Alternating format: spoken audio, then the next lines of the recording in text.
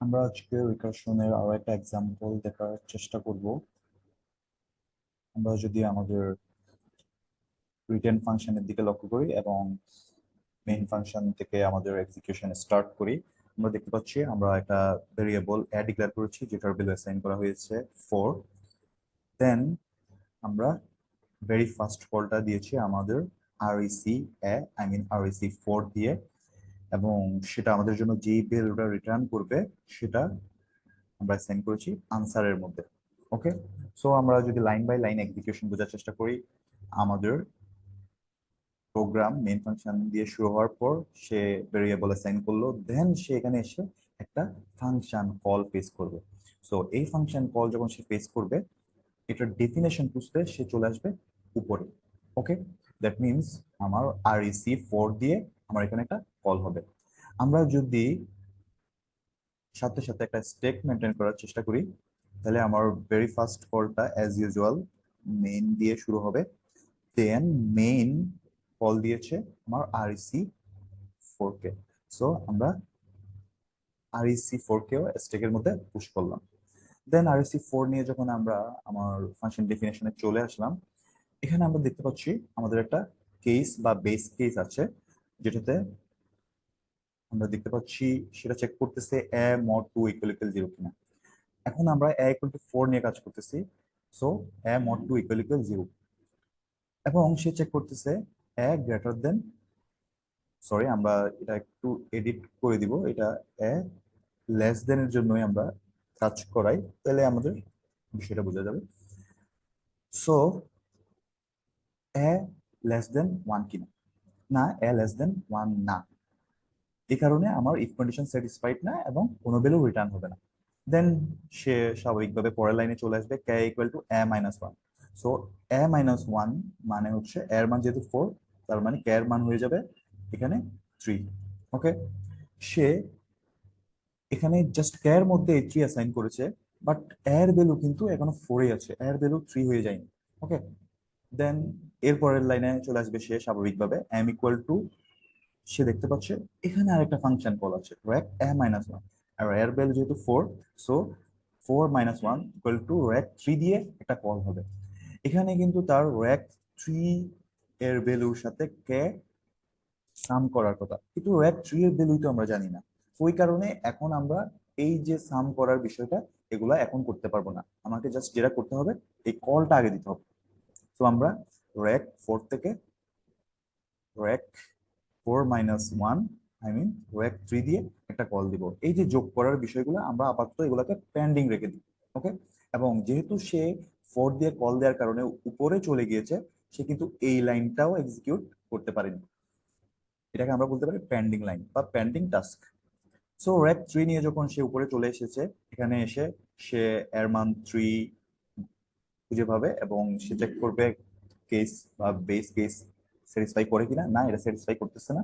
সে এখানে এসে আবারও কে এর মান করবে কত, 3 মাইনাস 1 ইকুয়াল টু 2। সো এই 2 যোগ হবে আমার rack 3 minus 1 equal to rack 2 এর সাথে, বাট র্যাক 2 এর ভ্যালু তো আমি জানি না। সো আমরা এখন যোগের বিষয়টা এখন করব না, আমরা জাস্ট এখানে আবারও একটা ফাংশন কল করব এবং সেটাকে স্ট্যাকের মধ্যে পুশ করব। That means it will be rack 3 minus 1 equal to 2।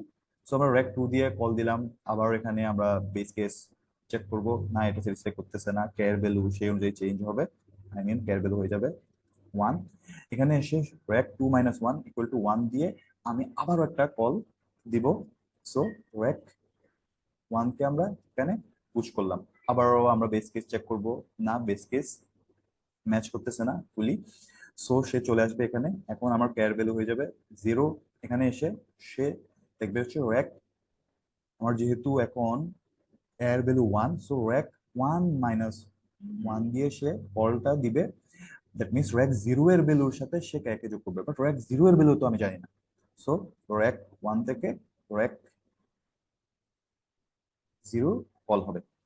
That means আমরা র্যাক 0 নিয়ে উপরে চলে আসবো, 0 নিয়ে উপরে চলে আসা মানে এর ভ্যালু এখন 0। এখন আমরা বেস কেস যদি চেক করি, দেখতে পাবো ইয়েস 0 mod 2 ইকুয়াল ইকুয়াল 0, আমার লেফট হাফ ম্যাচ করেছে। And then a less than 1, yes a, or আমরা বলতে পারি 0 ইজ লেস দেন 1। সো আমার বেস কেস যেহেতু ম্যাচ করেছে, আমরা বলতেছি যে তুমি রিটার্ন করে দাও, রিটার্ন 2 করে দাও, অর্থাৎ 2 সে রিটার্ন করবে। যেহেতু সে 2 রিটার্ন করে দিবে, আমরা আগেই বলেছি যদি কোনো ধরনের রিটার্ন আমরা ফেস করি, তাইলে সে আর রিমেইনিং লাইনগুলো এক্সিকিউট করবে না।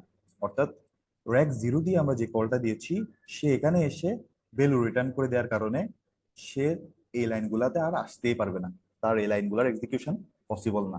এটা শুধু র্যাক 0-র জন্য। ওকে, তাহলে র্যাক 0 আমাদের কাছে রিটার্ন করবে 2, ভ্যালু 2।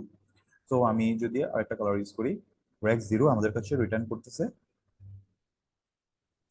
2। ওকে, এর মাধ্যমে আমরা র্যাক 0 কে আমার স্ট্যাক থেকে পপ আউট করে দিয়েছি, বিকজ আমরা সবসময় এক্সিকিউট করব বা এক্সিকিউশন পাওয়ার দিব হচ্ছে আমার স্ট্যাকের টপে যে থাকবে তাকে। তো এখন স্ট্যাকের টপে আছে র্যাক 1, আর র্যাক 1 এর কাছে ভ্যালু রিটার্ন করেছে র্যাক 0, 2। এখন এক্সিকিউশন পাওয়ার 1, দ্যাট মিন্স আমরা 1 কে নিয়ে কাজ করব। এবং র্যাক 1 কে নিয়ে যখন আমরা কাজ করেছিলাম, তখন আমরা কিন্তু এই যোগটা না কমপ্লিট করতে পারিনি, বিকজ আমরা র্যাক 1 নিয়ে কাজ করার সময় র্যাক 0-র ভ্যালুটা আমার দরকার ছিল, 1 - 1, এবং র্যাক 0-র ভ্যালু তখন জানা ছিল না, বাট এখন জানা আছে। সো র্যাক 0 প্লাস কে, কে মানে হচ্ছে আমার a-1, আর যেহেতু আমি এখন 1 নিয়ে কাজ করতেছি, সো 1 - 1 = 0। সো র্যাক 0-র সাথে আমার কে এর ভ্যালু যদি আমরা যোগ করি, তাহলে বিষয়টা আমরা বলতে পারি যে বিষয়টা এরকম হবে আর কি, যে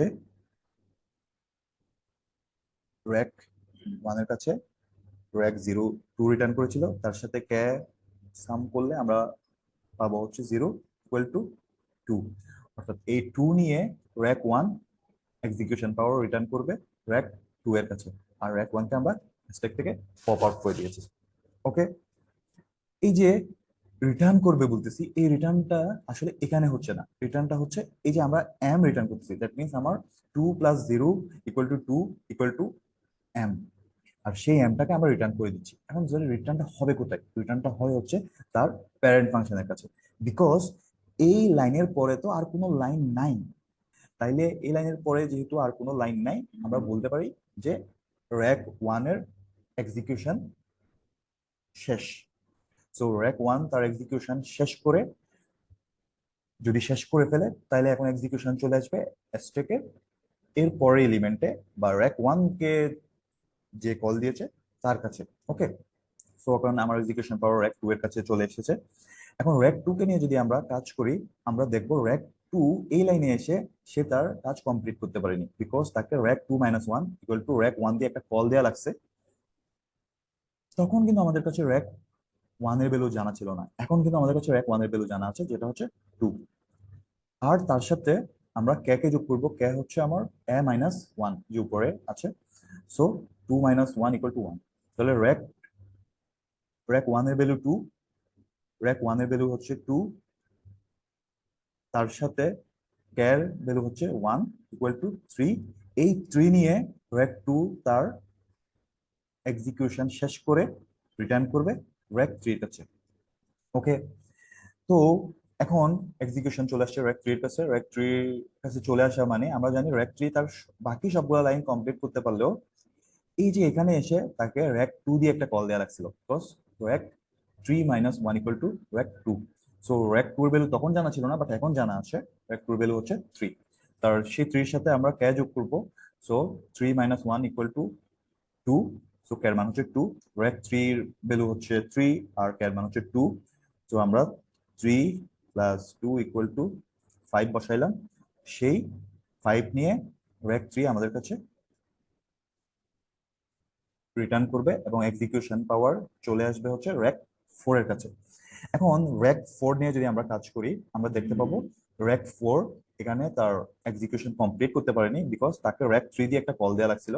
কিন্তু এখন র্যাক 3 দিয়ে আমরা যে কলটা দিছিলাম, সে আমাদের জন্য ভ্যালু রিটার্ন করছে, বা তার এক্সিকিউশন শেষ, বা র্যাক 3 এর ভ্যালু আমরা এখন জানি। র্যাক 3 এর ভ্যালু হচ্ছে 3, আর তার সাথে যোগ হবে কে, কে এর ভ্যালু হচ্ছে 3 - 1 = 2। সরি, আমরা তো এখন র্যাক 4 নিয়ে কাজ করতেছি।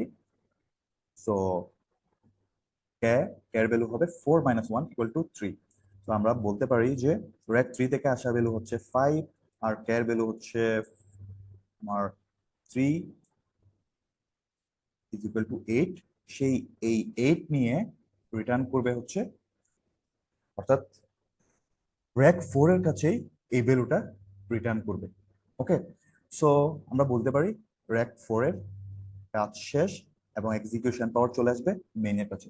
তো র্যাক 4 এর কাজ শেষ মানে হচ্ছে এই যে আমার র্যাক এ, আমরা এই যে র্যাক এ দেখতে পাচ্ছি, এটাই ছিল আমার র্যাক 4, আমরা 1/4। দ্যাট মিনস আমরা যে এই যে 8 পেয়েছি, এটাই আসলে আমার র্যাক 4 এর কাছে রিটার্ন হলো। সো আমার র্যাক 4 এর কাজ শেষ। র্যাক 4 এর কাজ শেষ হয়ে গেলে আমার স্টেকে এখন টপে যে আছে সেটা হচ্ছে আমার মেইন ফাংশন এক্সিকিউশন, এখন আবার রিটার্ন ব্যাক করেছে কার কাছে? মেইন ফাংশনের কাছে। এখন মেইন ফাংশন তার এই লাইন শেষে রিমেনিং যে লাইনগুলো আছে সেগুলো এক্সিকিউট করার ট্রাই করবে। অ্যাকচুয়ালি এখানে যেটা হয়েছিল, আমি যদি আবার বলার চেষ্টা করি, আমরা যখন মেইন ফাংশন থেকে বের ফার্স্ট কলটা দিচ্ছিলাম, তখন সে এই লাইনটা এক্সিকিউট করেছে। দেন এই লাইনে এসে সে দেখতে পাচ্ছে এখানে একটা ফাংশন কল আছে, সো রিমেনিং লাইনগুলা মেইন এক্সিকিউট করতে পারেনি, না করেই এই ফাংশন কলের কারণে সে উপরে চলে গিয়েছিল। উপরের অনেকগুলা কাজ শেষে যখন র্যাক 4 আমাদের কাছে ভ্যালু 8 রিটার্ন করেছে বা তার এক্সিকিউশন শেষ হয়েছে, তখনই আমাদের এক্সিকিউশন পাওয়ার এখন আবারও মেইনের কাছে ফেরত এসেছে। সো মেইন তার রিমেনিং লাইনগুলা এক্সিকিউট করার ট্রাই করবে। আর র্যাক 4 থেকে যেহেতু 8 এসেছে এবং সেটা আমরা আনসারের মধ্যে অ্যাসাইন করেছি, সো আনসার ইকুয়াল টু এখন 8। দেন পরের লাইনে আমরা যেহেতু একটা প্রিন্ট দেখতে পাচ্ছি, এখন সেই 8 প্রিন্ট হবে এবং স্বাভাবিকভাবে এর পরের লাইন এক্সিকিউট হওয়ার ট্রাই করবে। এখানে আমরা দেখতে পাচ্ছি রিটার্ন 0, দ্যাট মিনস মেইনেরও এখন এক্সিকিউশন শেষ। সো মেইন কে আমরা পপ আউট করে দিব, আর মেইন কে পপ আউট করে দেওয়ার মাধ্যমে আমরা বলতে পারি যে আমার স্ট্যাক এমটি। আর স্ট্যাক যদি এমটি হয়ে যায়, দেন আমরা বলতে পারি যে আমার প্রোগ্রাম শেষ বা প্রোগ্রামের এক্সিকিউশন শেষ। ওকে, এখানে অনেকের মনে কোয়েশ্চেন থাকতে পারে, এই যে 4 থেকে আমি যে 8টা পাইলাম, এটা কি মেইনের কাছে ফেরত আসে কিনা? এখানে বিষয়টা মেইনের কাছে সে ফেরত আসবে এরকম না।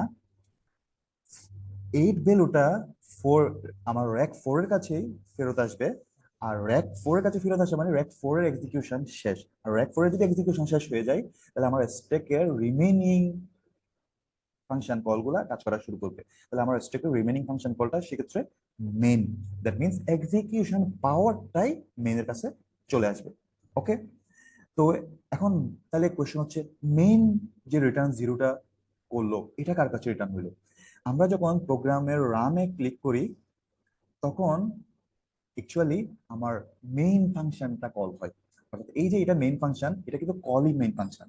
এই মেইন ফাংশনকেও কিন্তু আমরা অন্য কোনো একটা জায়গা থেকে কল দিয়েছি, এটা এখানে দেখা যায় না, বাট আমরা যখন রান বাটনে ক্লিক করি তখন আমাদের জন্য মেইন ফাংশনটা কল হয়। দ্যাট মিনস মেইনের এই যে রিটার্ন 0, এটাও রিটার্ন হয়েছে তার কলারের কাছে, অর্থাৎ যেই জায়গা থেকে আমরা মেইন ফাংশনকে কল দিয়েছি তার কাছেই এই 0 ভ্যালুটা রিটার্ন হয়েছে। আর রিটার্ন ভ্যালু 0 হয়ে যাওয়ার মাধ্যমে আমার ফাংশনের এক্সিকিউশন শেষ হয়ে যায়। তো আশা করি আমরা ব্যাপারটা বোঝাতে পেরেছি। ধন্যবাদ সবাই।